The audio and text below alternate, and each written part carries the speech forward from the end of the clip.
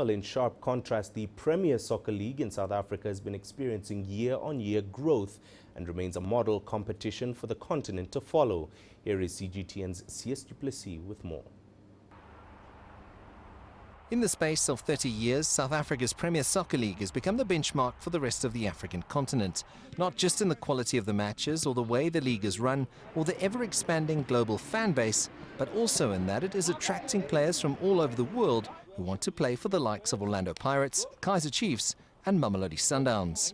We've become a league that is now home to over 30 nationalities from the African continent, from South America, from Europe, who come and play in our league.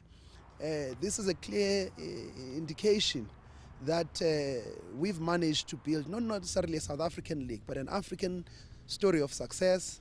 The Premier Soccer League has had its fair share of ups and downs over the years, from tragedies to match-fixing scandals to financial troubles. But that appears to be a thing of the past. For the last 8 years, they've posted a profit and are going from strength to strength with every season. We don't necessarily want it to be the only great league in Africa. We want the Zimbabwe Premier League, the Kenyan Premier League, the Tanzania Premier League, the Uganda Premier League, Cameroon. We want the Egyptians, because if we are stronger together, it's better for us. We are able to extract more commercial value. We are able to build African football.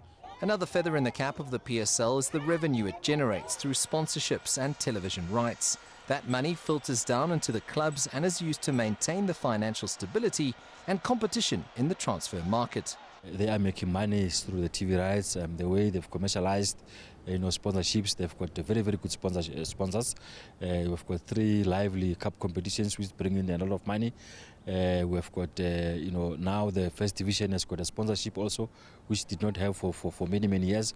All those things comes with money. It is a well-run, well machine, and it is something that as South Africans we should be proud of.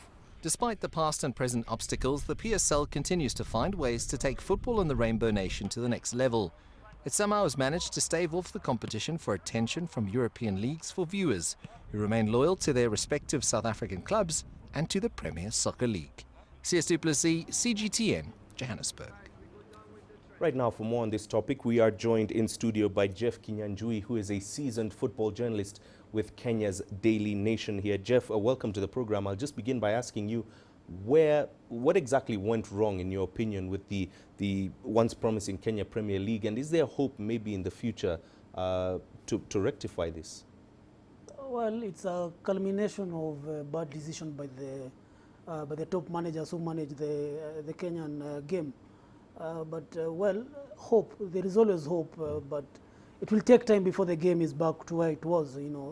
We'll probably cut down on the number of teams in the league, because as it is right now, we have 18 teams, and I think that's a really bloated league which does not have the resources that it used to have. So one of the drastic measures that KPL has to take, or probably even the FKF, because they're about to take the top league, is cut down on the number of teams, probably to even 12 or 14.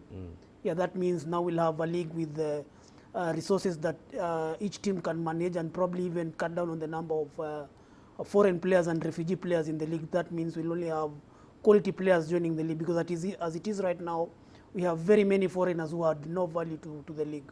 Okay, and we heard just shortly that Egypt is one of the countries, the second in Africa, following Morocco, to introduce the video assistant referee.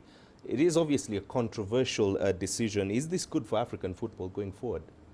VAR is a very expensive affair. We actually even saw in AFCON, I think in June, they did not use it in every match. It's around $13,000 to operate it per game. That is something that, for instance, in the Kenyan league, we cannot afford. The winner of the league in Kenya earns around 4 million. That is around $14,000, and over the past 2 seasons, the winners have not been paid.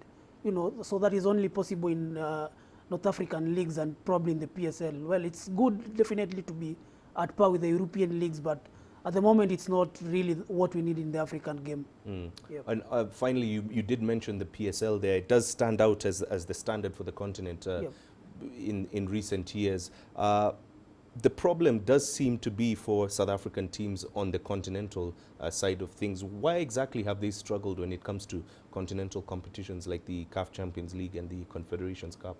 I think previously Orlando Pirates and Mamelodi used to do well, but I think the PSL have got the finances part going on very well for them.